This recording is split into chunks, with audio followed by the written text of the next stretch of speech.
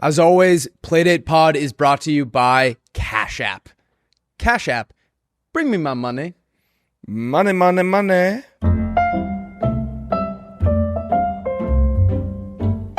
I got a big cold fever and it's chilling my bones. We going? We are, yeah. Playdate episode What is it? 37. 137. 137. And Andrew and I were like, 37 is a horrible number, but I think I may have one. Wasn't Patrice Bergeron 37? I don't know. No way. Pull up Patrice Bergeron. Dumbass name. Be Patrick, bro. 37. Did you Google that? I swear to God, Andrew watched it in real time. You watched you Google it? We both said, he said, what episode's today? I said 37.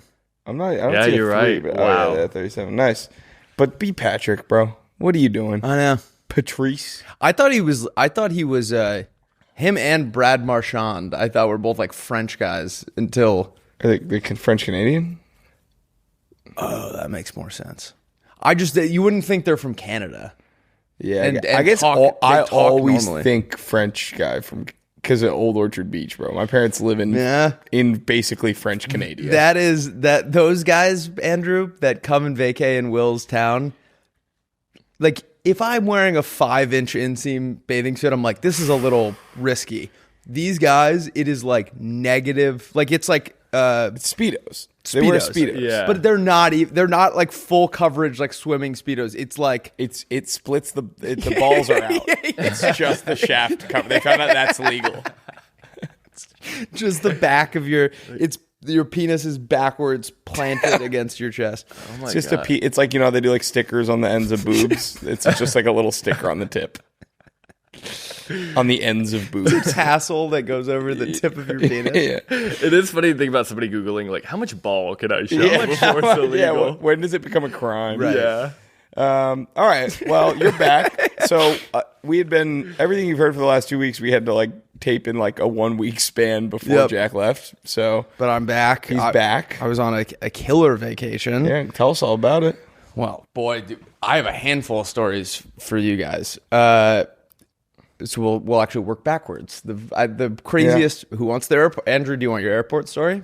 Hey, man. I do, yeah. The Playdates love it. I pulled into the Portland Jetport, which Nice. the only way to get out of there, if you're going anywhere that's not like New York, to make any real connecting flight, you have to be on like a 6:30 a.m. flight. It's hard to make authentic connections there. Exactly. Thank you. It's kind of like Love Island. My flight was boarding at 6 o'clock. We were responsible, and we got there at like 4:55, which was ample time for the Jetport. And we get into the checked bag line, and the lady at the desk just goes, "All right, is anyone going to Atlanta?" And like 30 people behind us raised their hand. She was like, "All right, all you guys are going first." And we were like, "Okay, that makes sense. Like maybe it's like a tight connection or whatever." And or it was slow, whatever. But here's where I draw the line. I was waiting in line for 40 minutes, and like new guys were showing up like 5 minutes before their flight and being like, "Atlanta," and they would just cut the whole line. Yeah. So I was standing there for like 40 minutes. Then by the time we got up there, my sister went through 30 minutes before, said like, "There's no TSA pre-check line. Like you guys will cruise right in." But all these Atlanta people that showed up 5 minutes before their flight was taking off, filled up this thing, and so now I showed up so early that I'm now almost late to my flight. We get on the flight, everything's good. We're like, So you didn't miss a flight? no, not at all. Okay, I got it. But it was like, okay, we got through that. And we have a little bit of a tight connection in JFK, so it was like, all right, as long as everything here goes smoothly, we're good. Yeah. The cockpit door is still open when the pilot's doing all this, when they're like flipping like a million switches. Yeah. The pilot goes, "All right, so we're about to close the cockpit door, and we'll get pushed off here, and we're actually going to be early into JFK." And everyone's like, "Nice." And then with her microphone still on, is like, "No, and turns her microphone off, and I can see in there she's like losing her mind. All the lights in the plane shut off, everything in the cockpit shut off, and we were like, "Oh my God, what the fuck is happening?" Apparently the plane uses power from the from the like dock, whatever the bridge, the jet bridge. And the person was just asleep at the wheel and fucking turned it off before they had like fully turned the plane on. And so she's like head in her hands, like, no, and like turned her microphone off.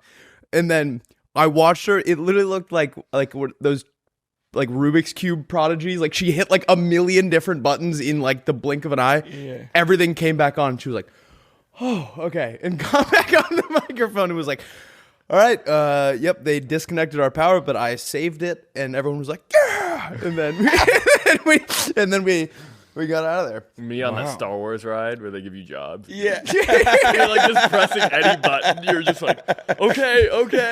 But me when my mom walk in and I'm looking at a lewd image. No.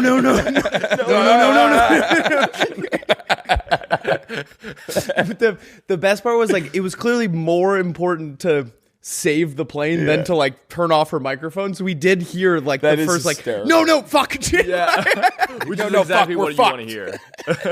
No, but that was what it sounded like. It sounded like, oh my god, there's been like a huge computer failure and we're gonna have to like deboard everyone. It wasn't like a oh no, it was like a fuck no irreversible damage. That's hilarious. Damn, I'm glad you made it. I know. Was there any part of you like that was like, all right, like a little on edge then after that? No. Okay. Yeah, it was. That's one of those times where I think it's okay to get off the plane. Well, like, she goes, no, fuck, and then comes on 2 minutes later and goes, actually, we're fine. Actually, we're good. Actually, that was now nothing. we're gonna be at JFK on time. All right, who wants an extra bag of peanuts? It's like in. Have you seen Almost Famous, Andrew? No. So it's kind of loosely based on the Allman Brothers, and and that's what they call my dad and his brother. He sells almonds. Butter for him. It's kind of loosely based on a few bands, whatever, but they're like kind of just starting to make it, and Jimmy Fallon is their new manager, and he like gets them this private jet to get them around quicker so they can do more stops on their tour. And they're over like Topeka, and a thunderstorm, like lightning storm starts happening, and the plane's crashing. And so they're all like telling each other secrets on the way down, like, you know what, if this is how we're going out, like you fucking changed, man, whatever. Like this band is like going to shit because of you. And one of them, who's the drummer, has been silent the whole movie. He's just like, fuck it, I'm gay. And then the sun comes out and the plane like stabilizes and they're all like, oh no. That's awesome. I gotta watch that movie. It's really good. I got a new man crush. Jimmy Fallon? No.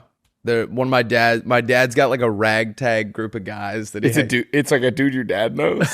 It's like one of my dad's best friends. They have this thing called the Drive to 85. They're gonna play. They want to play golf together for the rest of their lives. So they've like formed this group, and like in the summer they're all at the same place in Maine, but they're gonna like visit each other in the winter or whatever.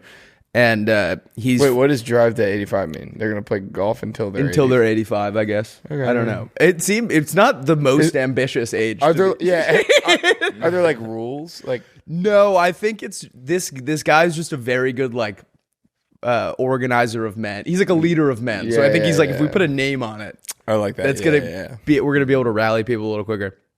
But I'd heard like, you know, mythical stories about this guy. They're like, he walks the course and he drinks like 5 tubulars on the front 9. And then he's like, tubular? Tubular's like a high ABV beer.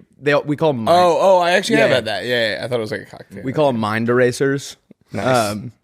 And I thought he was gonna be this scary guy. He's from South Africa or whatever. And then my dad's like, well, you know, we're gonna play with him. And so we go out. He picks me as his partner. And we go down 6 holes to my dad and their other friend. And then on the back 9, the cart girl was not coming very often on the front 9. And I think my dad told me there are 2 ways to beat him. You either get the cart girl to never come. Yeah. And he is distracted because he wants a drink. Or you get the cart girl to come like 9 times. Okay. But if he has like 3 cocktails in him, he's the best golfer alive. Yeah. Maisie, the cart girl, comes back around on 10. We get a cocktail. We won 6 straight holes in a row, tie it up. That's awesome. And then we tied the last 2 holes, and we tied. But that was But so I'm like, oh my God, this guy's so, and he has such a great outlook on, like, I used to get very like frustrated about golf, and he like, I would hit one in the woods. He's like, no, it's perfect. Like, that's on the cut fescue. You're going to love it over there. Like, he just makes everyone feel good. Awesome. We were out on the boat, and I'm like, can you bring me to his house? I want to see his place, because I'm like obsessed with this guy. We go, his boat's gone. We're like, oh, damn. So we go back to our house. He's waiting outside of our house in his boat. And my sister was like, these guys are star-crossed lovers. I was a little drunk, and my dad was like, I'll give you $20 if you do the like Forrest Gump thing where he's like, Lieutenant Dan, and then he like jumps off the boat and like swims in.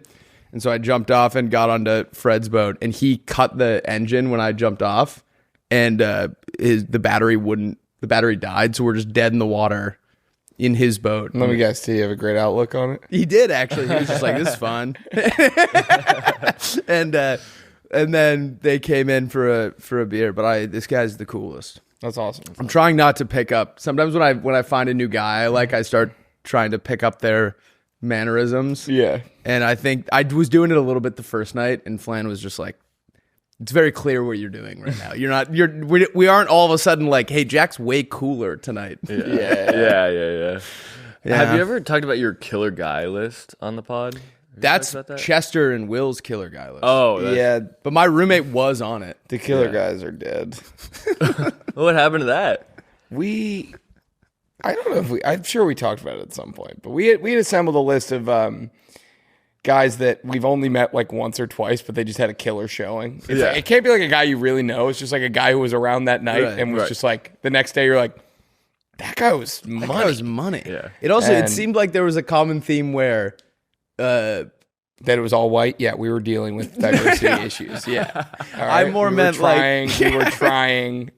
I meant like something about guys that made it onto the killer guy list. Like they didn't really care about. They didn't want to be. You can't want to be a killer guy. And people would ask. Yeah, and I more meant like they didn't even really want to be where you were. Yeah, like they'd hang out and be like killer for 45 minutes, and then they'd have like way cooler plans and leave. The most killer thing a guy can do is be like, all right, I'm out. All right, later. And you're like, no. Mic drop. Yeah, he leaves you wanting more. Just getting started too, and they're like, I got better things to do, and then like you don't know. It's like you're like, where's he going? Where's he going? Like the freaking cool guy meetup, right? The killer guy. Maybe he's going into the back room with all the other killer guys and all gonna make out. They say you're supposed to be the last guy to a party and the first one to leave, but I do the complete opposite. Yeah. They say if you want to make a good impression.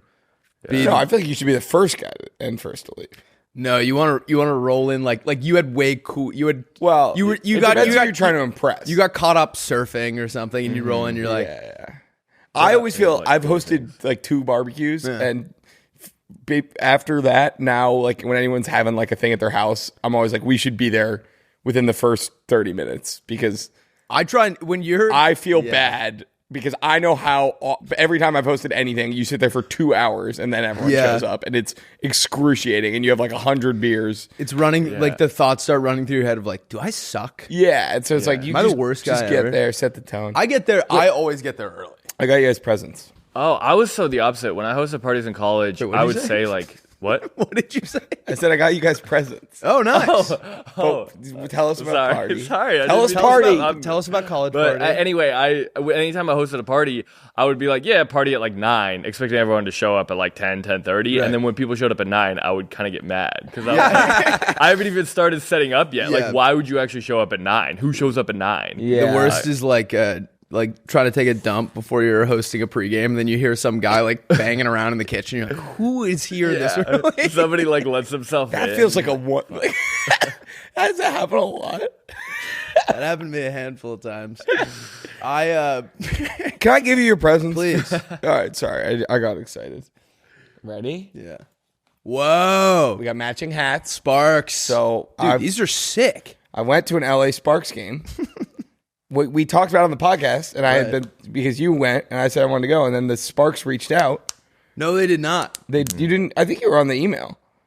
How'd they get our emails? They like submitted something to KC, and then he forwarded it to us, and so I went to the game, Dude, I can be bought. I'll be a Sparks fan all day. Awesome. Shout out Ari. He's a playmate who listened that works at the Sparks that hooked us up. Hooked me up. All right. And I went with Andrew, though. Yeah. All right. And It was an insane game. Kelsey Plum hit a buzzer beater to win. Paige Beckers dropped 44 points. Rookie record. Unbelievable. Yeah. I had bet Kelsey. Oh, that was the game you guys went to? Yes. Yeah. That was like everywhere. You only hear about like one WNBA game a week. Yeah. That was the one I was like aware of that week. It was crazy. Yeah. Paige Beckers played. She shot 80% from the field, 17 for 21.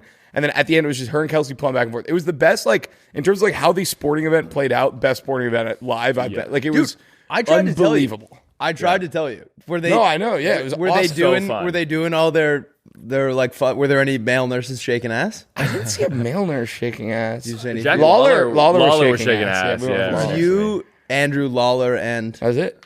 Dream blunt rotation. Dream blunt rotation. And I bet before the game, I bet Kelsey Plum over 19.5 points. And when the Sparks were losing, I live bet them to win. And they won on a buzzer beater that was her 20th point. So the last shot of the game, as time expires, all my bets hit. Well, all the guys too around us had the same bet. Yeah, they had all the like, same thing. Everyone was going nuts. Yeah, Who'd not they only play? were like was everyone pumped that the Sparks won, but it was also like everyone's bet hit with that last. Yeah, because shot. everyone had Kelsey Plum's over. So They were everyone's playing insane. Dallas, which is Dallas Wings. Yeah. all right, did you guys figure out the beer situation?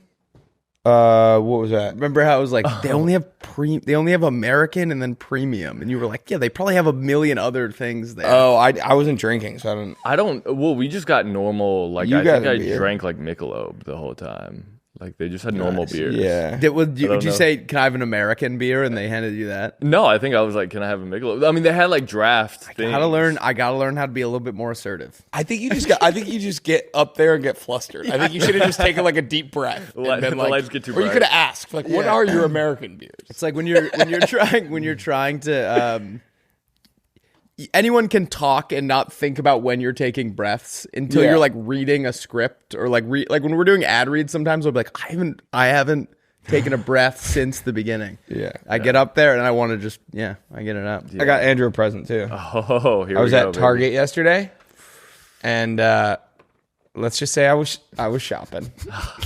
Willie, we said no gifts. And well, I just thought this screamed Andrew, so I guess I should hold it up for the camera. One second. I saw this shirt and I said, Simpsons shirt? now that's a goofy shirt, That's awesome. right? Pretty sweet, That's huh? awesome. I like it. Dude. You've had to send me some money over the years. I actually I'm going to cut you off. I just cash apped 2 days ago. I was at the USC Missouri State football game, and I wanted to buy a Modelo outside the stadium after from one of those hot dog carts. Bink. I said, do you take card? She said, I got Cash App. Yep. And I said, no brainer. Cash Apped her, got a Modelo. Then I was like, do you have another one? She was like, no. So I went to another stand. And Cash App you. So no. And then I was like, do you have one? He was like, I have one high noon. And I was like, Cash App? And he said, Cash App. Cash Apped him. We all had to Cash App my friend Aiden Buckley for our fantasy football buy-in yesterday. Yep. And we know it's going to be safe because it was through Cash App. I will say I have a sneaky suspicion he's going to buy Bitcoin with it, but we will see how it goes. You can do that right through Cash App. You actually can do that. Yes, you can do that through Cash App. I've done it. At one time I was years ago in high school. I was drinking with my buddies, and one of my buddies was like, "Bitcoin's going to be huge" or whatever. And I bought $100 worth of Bitcoin on Cash App, and I completely forgot about it. And then 2 months later, it tripled. Nice. Like if I had put like a real amount of money in it, I would have made not that it wasn't real, but I made $200 on Bitcoin. Anyway. Wow. Yep. Carry on. Guys, and Cash App is way more than just a safe way to send and receive money with the Cash App card. You unlock a ton of perks without all the fees. Enjoy the benefits like exclusive early access to nationwide concert, pre-sales like Kendrick Lamar, The Weeknd, and Sabrina Carpenter, just to name a few, plus discounts on everyday purchases and popular brands you're probably already spending money on. Cash App also adds security to your money by declining suspicious card transactions and sending you a notification to make sure the payment you sent is really you. If your card is ever lost or stolen, you can lock it with just one tap right in the app. Spend with confidence with the Cash App card today. For a limited time only, new Cash App customers can use our exclusive code to earn some additional cash. Just download Cash app, use our exclusive referral code Friday10 in your profile, and send $5 to a friend within 14 days, and you'll get $10 dropped right into your account. Terms apply. Cash App is a financial services platform, not a bank. Banking services provided by Cash App's bank partner. Prepaid debit cards issued by Sutton Bank, member FDIC. Direct deposit, overdraft coverage, and discounts provided by Cash App, a Block Inc. brand. Visit cash.app/legal/podcast for full disclosures. Let's get back into the episode. Wait, that's awesome. That might be a cool shot. Yeah, we transition right into the ad. Yeah. Dude, I forgot about. Thank I was you. doing my laundry Simpsons yesterday, shirt. Yes. and I stumbled upon that Rockaholic shirt that a Playmate sent Yeah. in. I was like, No, I think Lauren's mom sent those to us. oh, okay. Lauren's mom. I was like, where did I get this? It's an awesome shirt. I don't remember Yeah. getting it. You were blacked out that episode. I was blacked out that episode. When was Wait. the last time you blacked out? I went, it's been a while now. I mean, Dude, I was driving on your marathon path in the Twin Cities. oh, really? Yeah. It was gorgeous. All right, that's good. You're gonna run Good right info. by Flan's house. Really? Yeah. Is she gonna come cheer? Oh, her If she's mom? also the Browns asked if you need a place to stay. Mrs. Brown says you can stay at their house. I appreciate it. I did book a hotel already. Yeah. I thought you also- were talking about the football team. Well, I think the he's talking about what I'm Browns- going to have at about mile 23. I asked my sister because she's running the New York one. I was like, are you gonna poop yourself for time? She's like, no, I'm gonna. She said she's gonna stop and like mingle and stuff. I've thought about it. If I'm really close to my time and I could see the finish line, then I'll poop myself. That's the only condition. But here's the thing, which is you can't go to the bar after, don't you? Like, isn't that like a thing? you You go to the sell- hotel first. I don't know anyone in Minneapolis or St. Paul. Oh, your parents aren't gonna. No, my parents will be there, but Okay. it's just gonna be me, my mom, and my dad. We're not gonna like go party after. I don't know. I don't think you'll feel like partying. I don't after. either. Although honestly, Saturday I did 18 miles, my longest one yet, in the morning. Wow. And then I went to a housewarming, and then I went to the USC football game. And honestly, I felt pretty good. Wow. Good for you. I'm feeling good right now. Yeah. I had a great run on Saturday. Why were you a Missouri State fan? My buddy Charlie was here. His brother is a wide receiver for Missouri State. He's one of my good friends from college. That makes. I was like, because it's one thing to go and be like, we're just gonna root for the fun team. They were all wearing like Missouri State polos, and I was like, they're really committing to this bit. Flan slid up on Will's story and was like, fight on, because she went to USC, and Will did not like that. I believe I said "fuck you." No, I did not. I think I just said like You were thumbs really down. feeling Missouri State. No, but it was fun to go. I'd never been to the Coliseum. The Coliseum is Very great. fun. Yeah. I don't enjoy that the bathrooms are outside. Bathrooms are outside. Like, you have to walk out of the Coliseum and like go into the parking lot No, or that way. roundabout. like the concourse. Yeah, Yeah, but that's outside. I guess. Yeah, well, it's all outdoors. No. Yeah, Okay, here's a fun thing that happened to me please. yesterday. Yesterday was Monday. Sunday, I went to Hibachi. Nice. Or I did hibachi, like one of those things. Have you ever seen I've only ever seen it on There's a Instagram. very big difference between going and doing. Yeah. Wait a minute. I wasn't doing it. No, but I've only ever seen it on like girls' Instagram stories, but like where they do hibachi like in someone's yard. Like a guy comes and they set Oh up, yeah, like, yeah. have you ever yeah. done that? I did that at Sam Barrett's house, Okay, yeah. and the very guy LA had thing. like a katana and was like letting us play with it, and it was like, this is. I appreciate the immersion factor, but yeah, that feels dicey. yeah. He's like throwing food to you. You're just Dude, like, he slicing was it. yeah. Fruit Ninja. So sorry. Yeah. Where did you do it? No, it was at our friend Bella's house in Malibu. It was gorgeous. Wow. And super cool. But the guy was awesome. He was like great energy from the get go. But like he had like a water gun of sake that they like spraying in everyone's mouth, and then like a couple of people started like turning it on him, and he'd be like ah, and then like. It happened like 8 times, and then I was starting to think, I was like, this guy has to drive home. By the end of it, this guy, I was like, I feel like he might be drunk, but like I don't know him well enough to like get a good read on him. Crashing here, or And it was just funny. It was like, yeah, I was like, everyone was like having fun, like, oh, more sake for that guy. I was like, do you guys all realize that there's an inflection point at which he has to stay here? And then like they're all like going in the pool, and they were like, jump in the pool, and he was like, and I was like, the fine line we are on right now, where this is really funny, but the moment this man jumped in the pool, everyone would be like, "Oh, Yeah. Oh, he's here now. Oh no! That was like- I was thinking that'd be like a funny sketch, like the hibachi guy's like, "Oh," and then he gets like too hammered, and he's like, Yeah. "Oh, and I gotta stay here tonight." Yeah.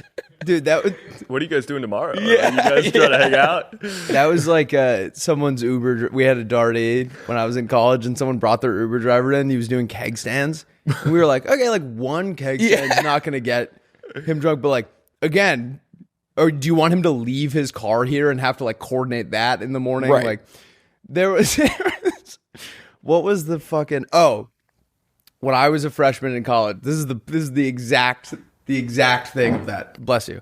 I was DDing the older guys in my fraternity to a golf tournament, the Arnold Palmer Classic, and I was going to drive them and their girlfriends there. And we got there, and these are Peter's older brothers, and they were like, "All right, we'll see you in like 5 hours." And I was like, "Oh." Like I kind of knew that was coming, but like I was hoping maybe they'd surprise me with a ticket, and so I stayed in the car. And then he was like, "Dude, I'm joking. I obviously got you a ticket." So they brought me in and got me hammered because I was pledging whatever.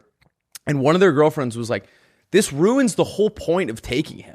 Where now like one of the girls had to like stop drinking because they were like, "I have to now drive this car home." Wait, what was it that you were at? It was the Arnold Palmer Classic. Oh, nice. It was a golf tournament. Yeah. Arnold Palmer Classic. Okay.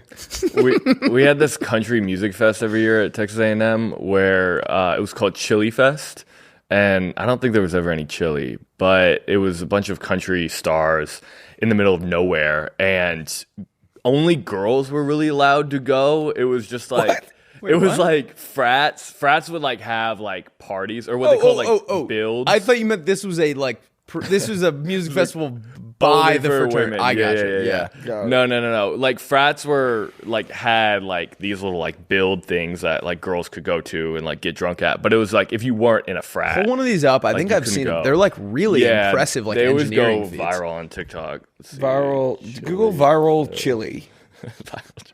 Google most viral chili. Build.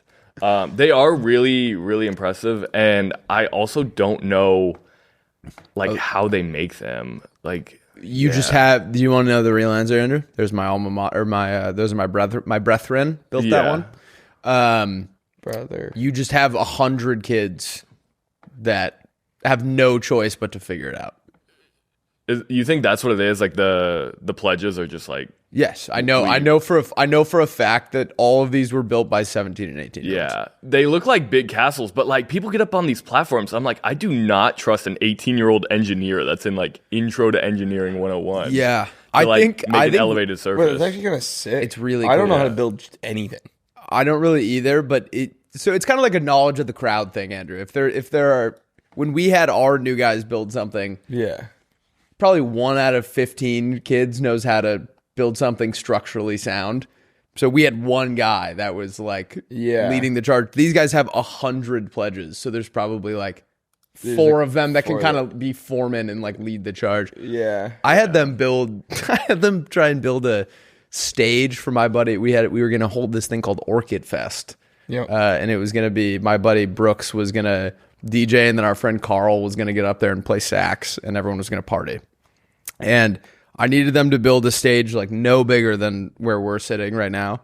And in my head, it was going to be wood, like any logical person. Yeah. And they kind of, honestly, this is on me for not giving them more direction. I came out and they were just stacking cinder blocks really high, and then they were going to lay like a thin piece of wood over it that they got from Home Depot.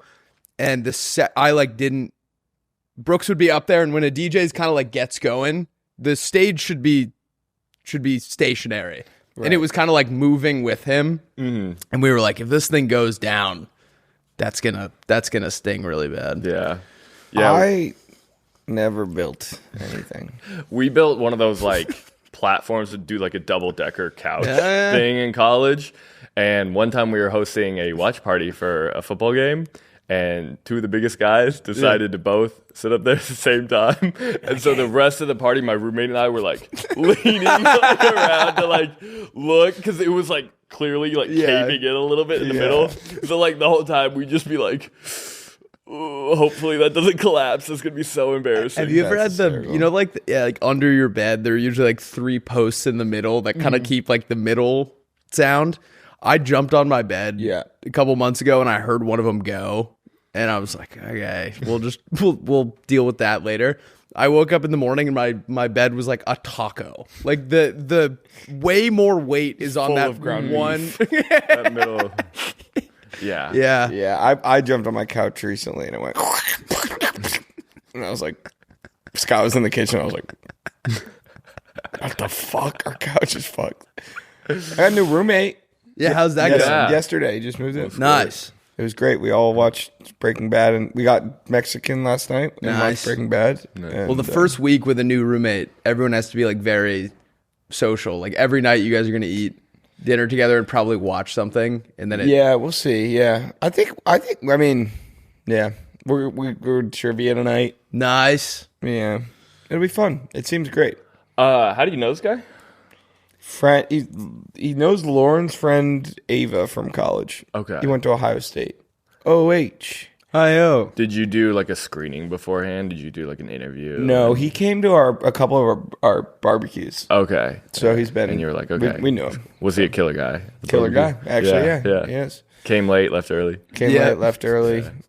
He pays his rent really late. He pays cool. his rent. It's so cool. He pays his room is just there's nothing in there, and I don't know where he sleeps. I can't figure it out. No, there are two like straps on the top of the ceiling that are clear. You can't prove that he sleeps suspended from the ceiling like a bat, but there's no bed. Yeah. You know who I ran there's into? no crime at night. Do you know who I ran into? Obama. Hercules. Do you remember Hercules from Wisconsin? Dude, you're talking about Mike Shea, the trash man. Yes.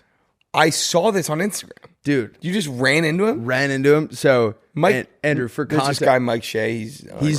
He is probably... He's a killer guy. Dude, speaking of killer guys, Chester... I didn't know the story.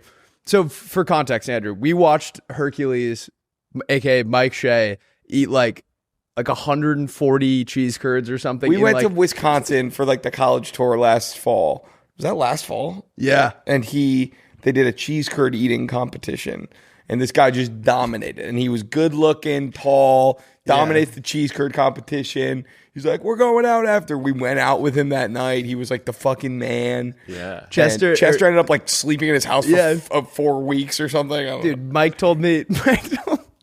Mike told me that after he did that, Chester texted him and said, wherever you're going, whatever you and your friends are doing, I want to be a part of it tonight. He was like, you're the coolest guy I've ever met. And so Chester hung out with him until like 4 a.m. Yep. But so I was at a bar called Maynard's in Minnetonka, and there's a guy like 30 yards away from me. And I was like, I cannot place that guy, but I know him. And we made eye contact, and he came right over. And I was like, Hercules, how are you? And he was like, dude, so good. No, all my friends,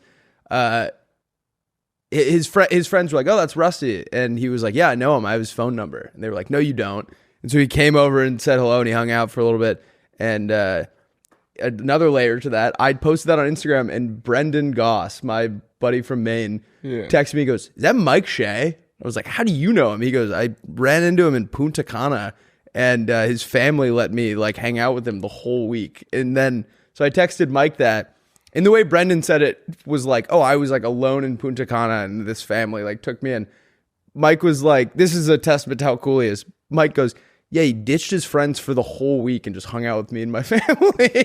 Holy shit. Yeah, and all summer he like does like the best like trash disposal, I guess, in Minnesota. The best. Yeah, wait, so you said Mike Shea the trash man? I thought maybe that was like an 80s basketball name. Junk removal. They call him the trash man, the way he cleans that glass. He gets everyone's junk, and I don't know what he does with it. I guess that's the mystery of Mike Shea. Yeah. Google Mike Shea junk removal. How do you know this?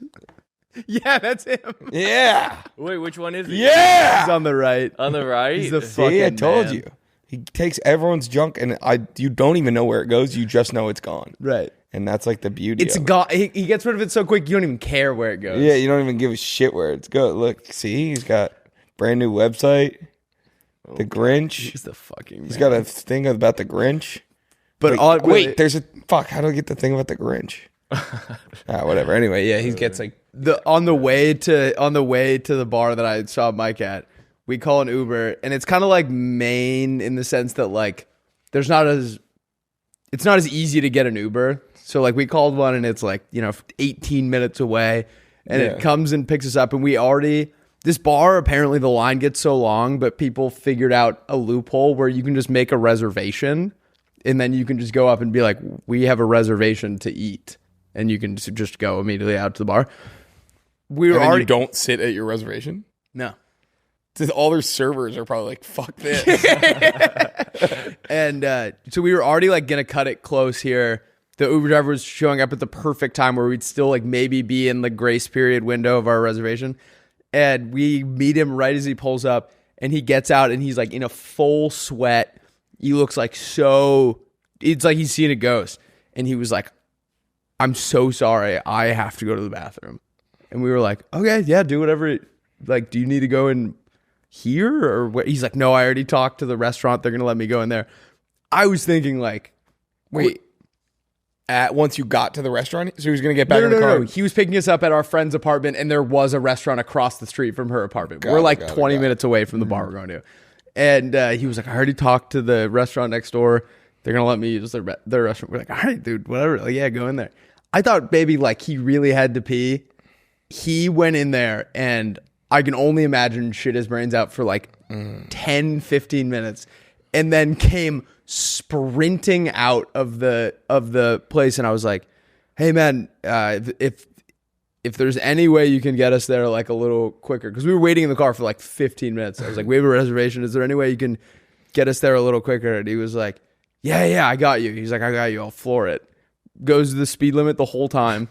The car starts smelling like really gassy. You kept shitting? No, gassy in the sense of like gasoline. Like there's like a gas leak in the car. And we were like, oh my God. And so we roll the windows down and it gets worse. So we're like, oh, maybe it's like the car in front of us. And he goes, no, this has been happening for days. We were like, oh, what? Like your car? Because this is exactly what happened to me. And then my car exploded and I had to sell the car. And we were like, oh my God, the car is going to break down here. And it was fine. But we were like, he'd been smelling like the strongest gas smell for days apparently, and was like, I'll keep Ubering. It was that gas that makes you shitting too. Yeah. Come on, he shit. Come on. Yeah, I had an Uber driver this weekend who like I was already late for my flight, and on the Uber ride to the airport, she was like, "Do you mind if I pull over to go to the bathroom?" And like I had to be like, "No, like you can't go." I felt like the biggest piece of shit, but I was just like, "Dude, I'm so late. I don't know how long you're going to be in there. Like, I really need to make this flight." So I had to be like, no. Wait, where were you flying? Did you go home this weekend? No, I went to Destin for the weekend. Oh, fun. Yeah, my girlfriend, her college friends had this like really nice like beachside 3-story house. Whoa. Okay, nice. Held like 30 people or something. There was like 30 of us. Do you like your girlfriend's friends? That's a good question. Yeah, I did like them. They were. Was it first time meeting them? It was my first time meeting them. Yeah. Did they like you? I hope so. I think so. It was kind of like they were like, "Oh, you're Sadiqa's boyfriend," and I was like, "Yeah." And then like they were like, "That's cool." They kind of did their own thing because they're all friends. Like I'm like the new guy. But they did they did their own thing the whole weekend, like without you. No, not like without me. But they would like invite me to play like die and darts and stuff like that or whatever. Were there guy friends there? Yeah, nice. Because it was like a mix. It was like guys and girls. Do you think you had a good showing? Dude, so funny you say got that. Like too drunk and acted weird or the yeah. I was like, I just stood in the corner the whole time. I drank and I just sipped it. I stared at everyone. No, funny you say that. At one point they were like, hey, do you want to like play die with us? And I was like, yeah, sure. I haven't played in like forever, but I'll play for like a little bit. We ended up running the tables. Nice. Me and this guy, we won 10 games in a row. It got to the point where everyone else just gave up and left, and we just had to go play another game because no one wanted to play die anymore. And ever since then, I felt the respect. rise a little bit more, you know, and people were like, okay, this guy's like shit. cool. I did earn that shit. You earned that shit. Yeah. But then I had to fly out the next day, so I didn't even get to like bask in it, you know? Yeah, but that's cool. That's, as we discussed, that's the coolest possible thing you could do. They're gonna leave early. And I did get there late. I got there late as well. There you go. I might be on someone's killer guy list. They're all gonna Not wake that I up care. hungover and be like, Can't "Oh care. my god, Andrew was so cool," and you're already just out the door with your bags, like, "All right, later, y'all." Yeah. Peace. I didn't even say bye to half the people. Yeah. My brother had he had like his 30th birthday party. No, this was like years ago. Oh. And like one of his buddies, I guess just like they were in New Orleans for the weekend, and just both nights just ended up in like the back room of a strip club. Like both nights they like went to the strip club or whatever, and like, but it was like guys and girls. Like it was like a fun thing, and like one guy just both nights just ended up in a back room, like spending like thousands of dollars. They had to like bust him out. I think one guy had to pretend he had diabetes to be like, I have to get him the first night. Anyway, after the second night, they're all like, whatever. Like we can't get him. Like he did it again, whatever. They go back, they go to bed. They wake up the next day. All of his stuff is gone from the place. He had just completely left, switched to an earlier flight, and gotten the fuck out of there.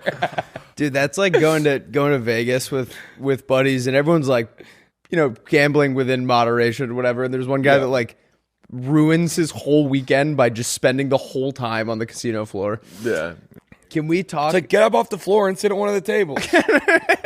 One time I was in Vegas, and my buddies and I went out to like a nightclub, and we were there till like 3 or 4 a.m. I ended up losing them, and I was like, I'm just going to go back to the hotel, wake up, and text one of my friends. I'm like, hey, where are you? And he's like, I just got back to my hotel. It's like 8 a.m. I'm like, you just got back to your hotel room? He's like, yeah. And so anyway, I go in there, I talk to him, and he's like, dude, I spent like $10,000 last night. And I'm like, what? How did you spend $10,000? He goes, so we're at the club or whatever. This girl's like, hey, it's my 30th birthday. Like, I'm celebrating. You should celebrate with me. He's like, next thing I know, we're making out. Everything. She wants to go to a strip club. So I'm like, okay. So we go to the strip club. She's like, she gets there. She starts like getting on stage, taking her titties out, showing them around. Cause like, you know, it's like 4 a.m., 5 a.m. by this point. Like nobody's really there or anything. And then she takes me into a room, and like, we start getting like freaky with one of the strippers. And he didn't tell us like what they did, but he was like, it was like $5,000 to go in the room. And then he was like, then after that, she takes me into another room. You know exactly what costs $5,000. Of course. And then he's like, she takes me to another room, another $5K down the drain or whatever. Once we finish up in that room, turn around, she's gone. Okay. He's like, can't find her, completely by myself. He's like, I just take like an Uber back to the hotel. I literally just got back. Like, so we're telling our other buddy about it. Hey, he goes, wait, so she took you to this specific strip club. She got on stage, pulled her titties out, and they just let her? And he was like, yeah. He goes, yeah, dude, she works for the fucking strip club. Yeah, she conned you. Yeah. What a good move. Yeah, a lot of strippers stay in the strip club and they wait for a big customer to come in. Other people go out hunting. Yeah, that's some guerrilla marketing, dude. That's good stuff. Crazy. Yeah. We went out with a ragtag group of stoolies because they were there at the same at the same time as us, and I think they had learned to, or at least the ones I was talking to had learned to maybe drink in moderation a little bit more than I had at that age. And I remember just being hammered talking to one of the girls that works at Barstool and like telling her this story that she just probably did not want to hear. And I woke up the next morning and was like, oh my God, everyone that works at Barstool Well, probably we hate Barstool. They're our big enemy. They're our enemy. Yeah, we hate. Yeah, Actually, can you bleep their name? Can you bleep Barstool and replace it with Poop Stool? Oh, that'll teach burn. I love that little bit I just did. Can we tell? That's really fun, actually. Can I tell Andrew about the about the video that surfaced the other day? I'll tell Andrew about it because it's on Reddit now too. It's so fucking humiliating. Our Reddit? I didn't think it was bad at all. I know. It's not even bad. It's just like, I hate the idea of like, this is why you don't want to have a platform. I don't know how someone found this, But there was a video that I guess someone sent to him and now posted on the Almost Friday TV subreddit. And it is a video of me blackout drunk when I was 18 years old at the Red Sox World Series parade. And I'm like tweaking, talking nonsense, like flexing my Yeezys and like throwing shit. And it's just some guy like vlogging at the parade. And I just walk up and I'm like, yeah, the Manny Machado's a little Manny bitch. Machado's a bitch. Like, I stole this sign. He's like, cool. And then I'm like, these are $300 Yeezys. And then he's like, okay. And then I just like throw a can. And there's like cops there. And it just gave me the most like anxiety. Like watching a video of yourself black out is obviously not what you want to do. Also, when you're 18, I was like, oh my God. But how do they find it?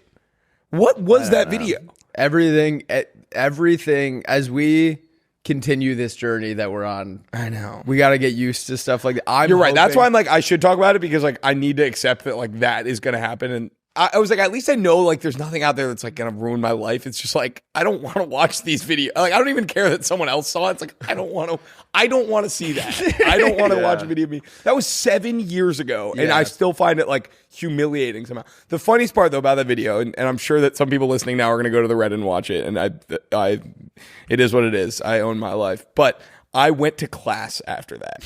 So when you're watching that, keep in mind, I roamed the streets of Boston for about 5 hours. My friends were so tired of like, but I had brought a water bottle full of tequila. This is 1 month into my first semester of college.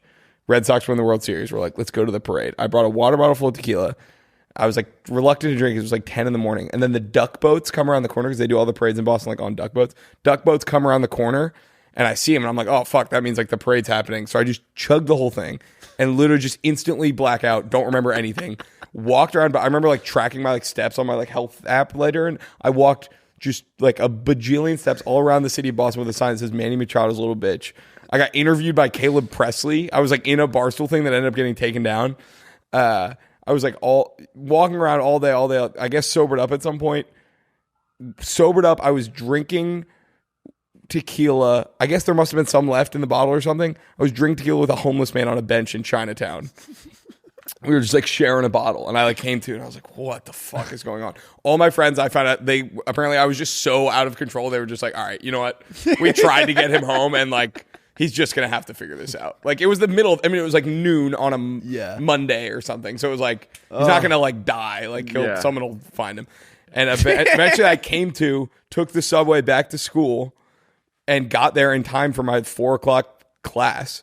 And I went to class with the sign that said Manny Machado's a little bitch. And I remember I sat in that class and was just like, I know I want to say so many things, but I was like, I'm just going to not say anything. Yeah. And I just remained silent the whole time and it was fun. I'm trying to learn that about, I think the only thing I have anxiety about when I wake up from drinking is like, oh, I told way too many stories or whatever. Like, my dad, I had a couple big days in Maine where I was just drinking and my friend Luke came and joined us. So I was just very excited and I just was on my like 5th story and my dad looked at me across the table and she goes, take a breath. Like just calm. I think if you can just, if you can just remind yourself in the moment, like maybe 10% of these comments that I'm making are interesting. I need to filter them a little bit. Yeah, I mean, there could be way worse problems to have. That's a pretty good, like, oh, I got fucked up and told too many stories. Yeah. Like, at least you didn't, like, crash a car into a lake. Yeah. My friend's dad crashed a golf cart into a lake. His loafer got stuck under the pedal, which I don't buy for a second. Yeah. And drove it directly. Pedal loafer. Yeah. Before we get into the roadmap, I took a golf class in college, and on our last day, I like bought a bunch of drinks at the clubhouse and just like sat out in the course and like drank before my like next class, and ended up like plastered on the way to class. And I was like, I'm just not going to tell anybody, right? Like I'm drunk, but like nobody's going to know. I'm going to get away with this, right? By the time I got to class, I'd already posted on my close friends story, and like every one of my friends in class, I went up to them and I went, I'm hammered right now. I'm so nobody knows. And I was also like 22, like way too old to be like too old for it to be like cool to be drunk in public. You know, like 18, it's kind of like, oh yeah. I remember but it like being 22, cool like to go to cool. class drunk. Yeah, like if you did that, everyone was like, this guy's a maniac. Yeah. Maybe like freshman, sophomore year, but I was like fully Yeah. a senior about to graduate, and they're like, this is a bad look. The CFO of Starbucks or some high up C-suite guy at Starbucks came to talk to one of our business classes, and I was hammered. I went to the pool before, and we got a little excited, and I just made a fool of myself in front of. It was one of the only professors that I liked. And my buddy Seamus like put my hand on or put his hand on my leg and was just like, just be quiet for the rest of the class. Because I kept like asking. I was trying to like, get all of this is once in a lifetime to be able to pick one of those guys' brains. Yeah. And I was just asking him really dumb questions. Just slurring every word. All right, Mando, I love this. Mando, I love this. This whole body deodorant has been a game changer for guys like Will and I. I had the longest travel day of all time. Yesterday, before I got on the plane, I threw a little bit of this on, and then I used I don't know if we have them on us, but the wipes. The wipes are a game changer. Yeah. Sometimes when I'm on a plane, pulling out a stick of deodorant is a little embarrassing, and you got to do the whole thing. It was like a magic trick. I was like, whoo, whoo. Next thing I knew, I'm deo'd up. Next thing I know, pilot says, get on up here, brother. You're flying the plane. Pilot says, are there any doctors on board? I say, no, but I have Mando wipes. Would that help him? They say, no, that wouldn't. He's having a serious medical problem back there. And, dude, it's fall, I guess, but it's still hot as crap. I mean, 90 degrees today. Yeah, and so you're sweating, you're stinking, you're getting anxious about how you're stinking. That was like a rap lyric. Mando, I love this. Mando, I love this. Yep. Mando, I love using Yes. this. Mando's starter pack is perfect for new customers. It comes with solid stick deodorant, cream tube deodorant, and 2 free products of your choice like mini body wash and deodorant wipes, and free shipping. As a special offer for our listeners, new customers get 20% off site-wide with our exclusive code. Use code PLAYDATE at shopmando.com for 20% off site-wide plus free shipping. That's shopmando.com. Please support our show and tell them that we sent you. Mando's got you covered with deodorant plus sweat control. Say goodbye to sweat stains and hello to long-lasting freshness with Mando. Let's get back into the episode. Also, next episode, we have Philip Phillips from American Idol coming on. Yes. Wait, is that actually real? No. Oh. I was like, what's he up to now? No. We got Randy, though. No, we are lying. I hosted trivia twice last week. How was that? Kind of a grind. I know, it was fun. It was just like, once I had Tuesday and Wednesday nights booked, I was like, oh, this is kind of like it's like I got a second job now. It's like, we were given, that's like when Lauren had a Rover dog at work. Yeah. All right, we have a beautiful episode for you guys today. We're going to hear your pitch followed by our pitches. Then we'll do This Guy Rocks. Then we're going to do Teach Me Something. And then I'm very excited about this one. This is a Willy D special. College football traditions that don't exist. Ooh. And then ways to say you have to poop. I'm going to be honest. It occurred to me this morning. I think we did that already. College football traditions? No, poop. No, we said this is ways to say you have to poop. We did ways to say you pooped your pants. Okay. Yeah. And then we will wrap up with Rusty's Song of the Day. Go follow Rusty's Songs of the Day on Spotify. We're not beating the poop allegations. No. I was dying laughing at when I told the story about touching myself in the Philadelphia airport.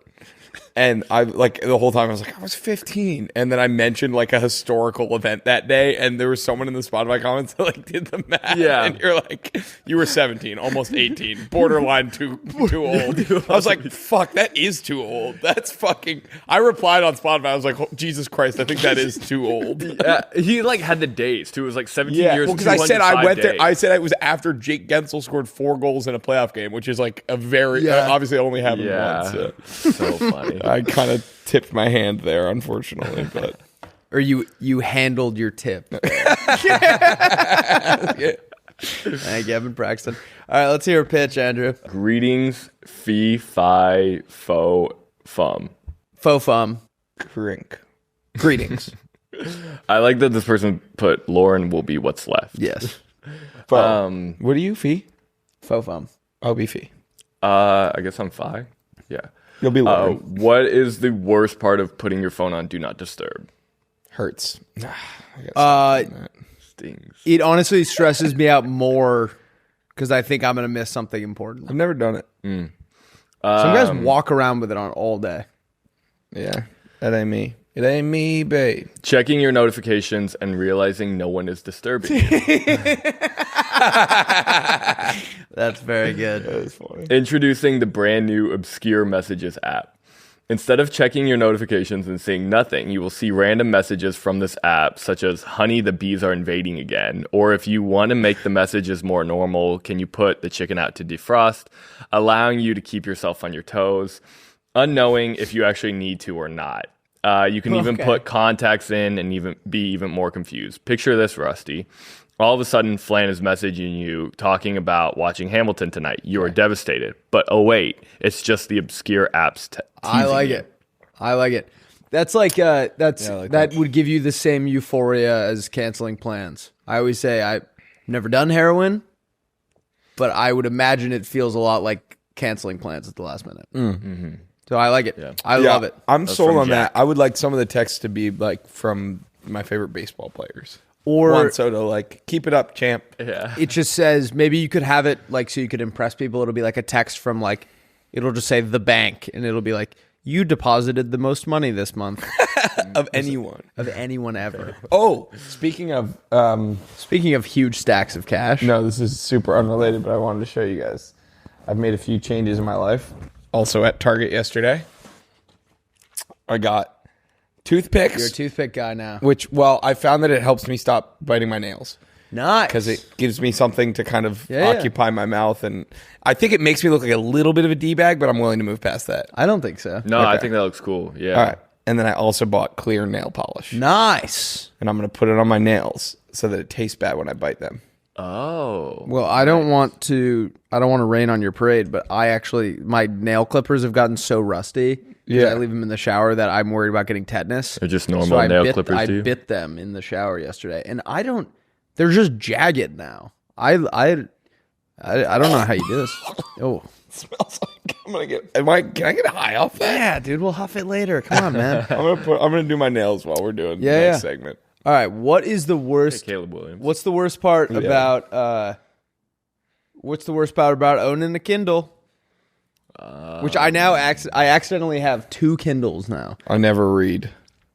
Andrew? Yeah. Well, you'll be happy to know I'm reading Sorcerer's Stone. Nice. I am on chapter 14.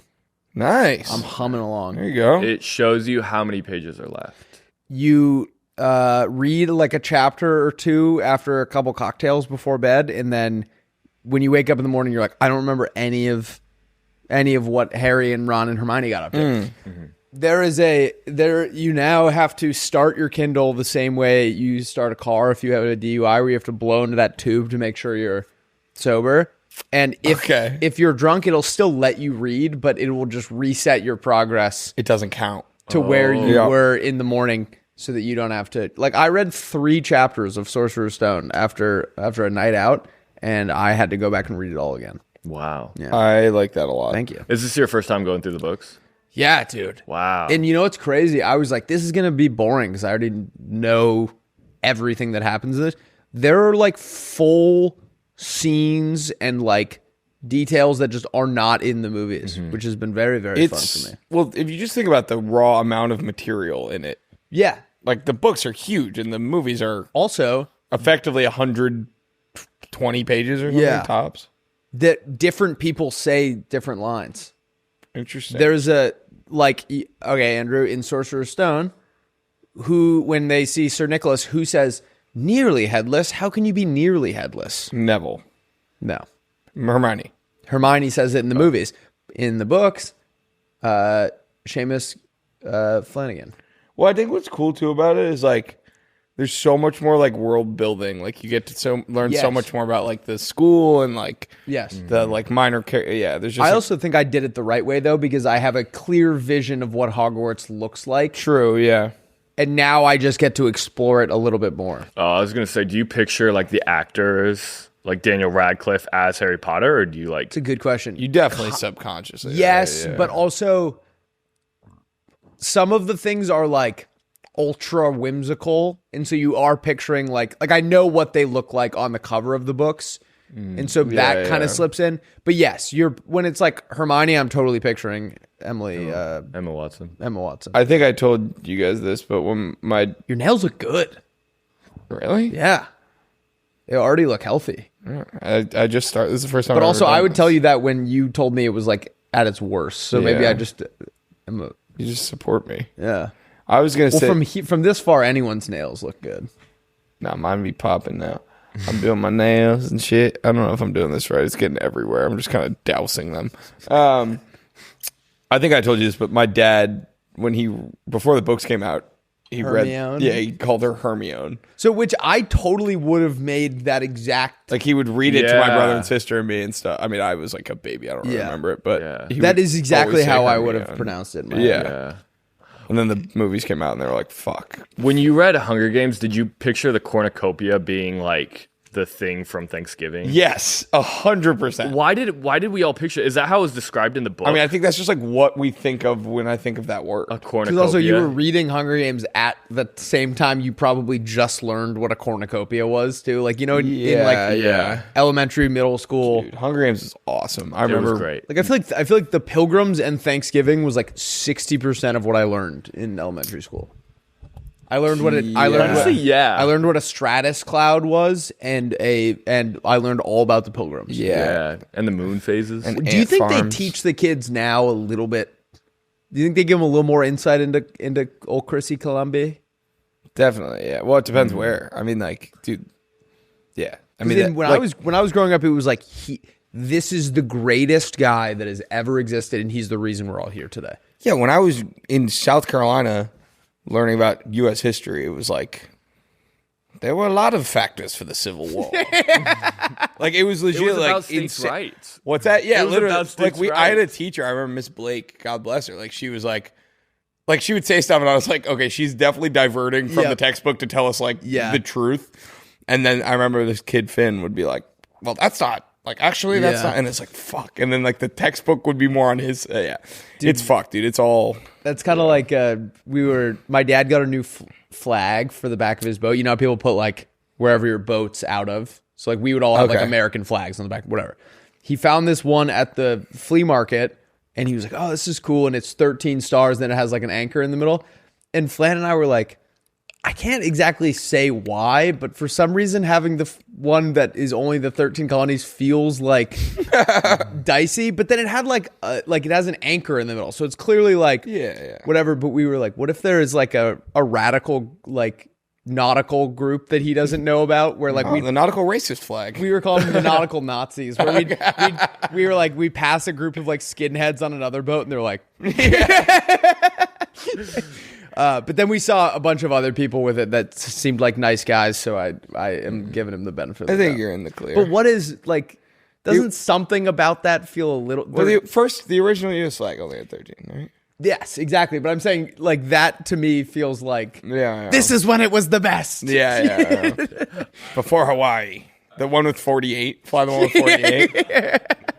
I remember how excited my English teacher would get to say the N-word when she was like reading books to us. Yep. And they would always do like a thing at the beginning of the year being like, hey, if any of your parents don't feel comfortable with me saying the N-word, just let us know. Like, we won't say it. But it was kind of more of a thing. To Kill a Mockingbird's not even on the syllabus. She's just like, if they're not comfortable with me saying it in at any point, just whenever I feel like it. Yeah. No, but like, you could tell that like, it wasn't like a serious thing. Like, it wasn't like she was really expecting a parent to say no. Right. But one of my buddies was like, yo, as a joke, I'm gonna get like my parents' email and emailing her and be like, I'm not comfortable with it.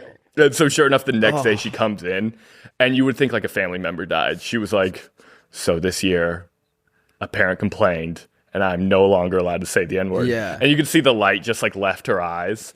Like, that was, like, the only reason she taught English was so she could say the N-word.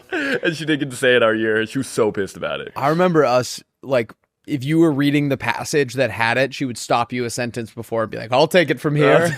And say, and we're like, oh. I don't know what. I feel like, yeah. All right, pitch me, Willy. All right. Oh, wait. Well, I forget the name of it. It was so good. No, actually. So good. It was so good. Just Dronebrella. So on my run on Saturday, I was it's been fucking hot. Yeah. It's uncharacteristically hot. The high's last few 90 weeks. today. Today, high 90? Ooh. But it was chilly on the way in. Anyway, I was sweating my balls off and just sun beating down. I've been getting a lot of sun. And I was thinking, what if I could get a little drone that's an umbrella that hovers right above me and casts a perfect shadow on my body as I'm moving? It's not just for running, for walking around, for anything. You go to a restaurant, it's like, oh, like yesterday I went to Justa, and guess what? All the coffee shops, or all the tables that are in the shade are taken, and all the ones that are beaming sun on you are open. I'm like, well, if I had a drone umbrella, I could just sit in the beaming sun and drone umbrella myself. We can also take this a step further, Willie. Imagine that I'll paint you a little word picture. You're going out drone mister. You're going out on no, it's still drone umbrella. You're going out on a hot date. It's raining. Yeah. You get out of the car. The drone follows you in. Yep. Stays there. You don't have to bring an umbrella in. And then on the way out, it perfectly follows you to the Uber. And maybe it could satisfy her too, if you're unable. Since I can't. All right, Andrew. Pause this immediately, and I mean immediately. This might be my favorite This Guy Rocks to date. So this is a cave diver who is recording a video for his family. He's stuck in the cave, and he's giving them a little message. Hey guys, Papa's in a bit of a pickle here, but just wanted to say I love you guys, and Braden, you're the man of the house now, okay, buddy? You gotta make sure everyone gets to school on time and listen to Mom. Make sure they listen to Mom. And you gotta be brave for me. I know you can do it, buddy. Ethan, you're the elephant man in the house now, okay? So you're gonna just dress like that, and you're gonna see how society treats you and what that's like, okay? So you gotta be brave for me, okay? Lucas, you're the juggler of the house now, okay? So you're gonna start with tennis balls, and you're gonna work your way up to knives and guns. And you're gonna get a couple cuts, okay? But you gotta be brave for me. You gotta be Daddy's brave little juggler, okay? Liam, you're the eunuch of the house now. So they're gonna remove your testicles, alright, bud? And you're gonna dole out wisdom and prophecy in equal measure. It just goes on like this for like a couple of minutes, but be brave. This is awesome. Jacob, I thought this was real. you are no longer the furry of the house. Benji, you're the furry of the house now. So you're gonna dress up in those costumes, and you're gonna go to conventions, or I'll be honest, I don't totally know what they do. I Google it, okay? You're gonna have to Google it for me, buddy. Okay? you gotta be brave. You're gonna have to Google it for me, buddy, okay? Samantha, you're the Anton Chigurh from No Country for Old Man of the house now, okay? So you're gonna dress like that. You're gonna get a coin. You're gonna say things like, call it. You're gonna say, what's the most you've ever lost in a coin toss? So you gotta say stuff like that all the time, okay? Kind of constantly. That's kind of has to be all you say. Hey, buddy, you okay? I'm trapped down here. You gotta help. I'm trapped down here. I think you can just stand up. Oh. Oh, yeah. Oh, I totally can. Wow, okay. Jeez. Wow, egg on my face a little bit here. Sorry about that. You're the eunuch. You know how to get to Rite Aid or something? You have to dole out wisdom and prophecy in equal measure.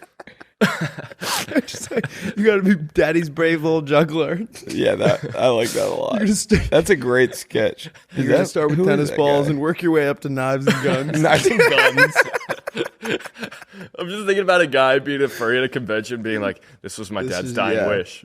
Dude, so I What he wanted watched from my life. like anyone else. I was like, "Oh my god, this is crazy! I get to watch like this guy's last moments," and then I kind of like didn't. It took me like longer than it should have to be like, this is You're gonna have to dress like that and see how society treats you. To be honest, I don't totally know what they do. Yeah, the furries. So you're gonna have to Google it for me, buddy. Okay? That's Jeff Braun. So fucking funny. That's awesome. Somebody was saying online the other day that they were like, this cliff, like, what is it called? Cave diving. Spelunking or something? Spelunking, yeah. Yeah. Is like one of the strangest hobbies because there's like nothing like inherently like masculine or like sexual or like you know, sexy about it. No one's gonna be like, oh my god, he's the best spelunker. Yeah. It's just like they're doing it for the love of the game. Oh god. Okay, this is Brew Cycle. Anybody want a slice of fresh, homemade rhubarb pie? You're going to have a great day today. Let's go. Enjoy the day. Let's go. Right here. I want a slice of rhubarb pie. Come on. It's rhubarb pie, right? Yeah. All right, you're so back. You're so back, Willie. Dude, this guy turned my day around yesterday. I woke up covered in mold and bugs. Actually? No. How long did I sleep? Yo, I woke up. I was like, I had cobwebs in my armpits. All right, should we do Teach Me Something? Yeah. You're going to love this one, Willie. Hit me. I hope you don't already know this. Did you know many of the landscapes and like opening shots in Star Wars scenes were hand painted? Really? So like when you ever wonder like, oh my god, all those droids are really like still when they're like setting the scene like now we're on the Death Star. Yeah. Hand painted. Isn't that very sick? cool? Yeah. Wow. And I know like all the props in like the OG one were like all miniatures. Which Yeah. is, like, or all the like space scenes and stuff. There's a documentary about it you can watch. It's so cool. Fascinating. And I'll take it one step further. You know how like the first Harry Potter cover and like some of the like Return of the Jedi and like they all have that distinct like really cool. Yeah. It draws you in. There was one guy who was apparently like the goat of like hand drawing. He did like Jumanji or whatever. It was all with colored pencils and they're like photo accurate. Wow. And that's why they all look kind of similar. It was all the same fella. One guy who was like the goat. It was like that of, guy and movie John goers. Williams were like the two guys that got tapped for everything. if we can get these two guys, Did we're he going do to Harry set Potter too, John Williams? John Williams. I don't know. I don't think so. Oh. All right, Willie, teach me something. Did you know this is deep in my bag. But there's this document. Okay, so in Chile in 1973, Right. so Chile in the late 60s elected their first ever democratically elected president. This guy Salvador Allende, and then he got overthrown by this like far right coup in 1973, and they were filming. There was this guy Patricio Guzman, who's a documentary filmmaker, and he was making a documentary about like political tensions in Chile.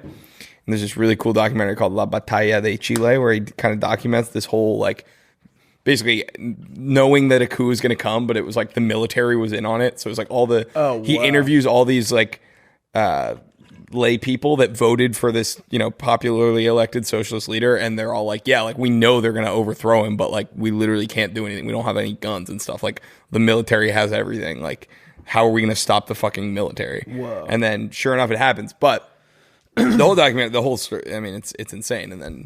And the CIA was backing it and all the shit. But backing the bad guys? Pinochet, who was like this military leader that We're always meddling. We're always meddling. Well, because they were trying to nationalize their telecommunications, and ITT, which is an American company, controlled all the telecommunications in Chile. So they're making a fuck ton of money off of that. So they're like, if they nationalize all their communications, then so ITT paid the CIA like $6 million to like help orchestrate a coup. Whoa. And they did it, and it worked.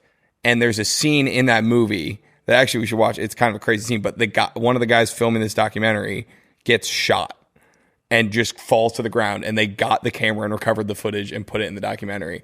And the documentary didn't come out for like 10 or 15 years later because Guzman had to flee because he was an enemy of the state once the coup was successful, and they took it. They got all the footage and he went to Cuba, and then like 10, 20 years later when it was like safe, released all the footage and stuff. But it's insane. But yeah, also the president Allende, when La Moneda, which is like the Chilean like White House, was getting like sieged, he went on like national radio and was like, "It has been an honor being your president. Like, don't keep fighting for the values like you voted for. Like, know that this is not the will of the people. Like, these are all this shit." And then the radio goes silent, and boom, they killed him. Yeah, isn't that insane? But look up like how do we get away with stuff? Look up like cameraman shot Batalla de Chile, Battle of Chile. Probably it'll come up if you. Andrew, I was right there with you. I was like, how am I? Wait, they're firing directly at him. Yeah, have they all been? Oh, there he got hit. Bro, that's crazy. Yeah, that's what I'm saying. But yeah. All right, Willie, do you want to do college football traditions that don't exist first or second? Yeah, let's do college football traditions. I really hope. Willie texted me. Sometimes when we're like pitching each other on like what draft we want to do, we'll send like a dumb example. But Willie's example made me laugh really hard. Yeah, you want to tee it up, and I'll start with my example. Yeah. These are college football traditions that don't exist. At UNC Wilmington, they all run out of the tunnel backwards until they hit something. All right. At BC, all the freshmen have to dress like field mice for the first home game, and then they release a bald eagle that hasn't eaten in a week. Yes, that's right. At Oregon State, they all sack tap the coach as they run out of the tunnel. He just sort of stands there and takes it from every player on the team. They've gone through a new coach every year for the last 15 years. Cal Berkeley, every coin toss, they guess that it's going to land perfectly on its spine.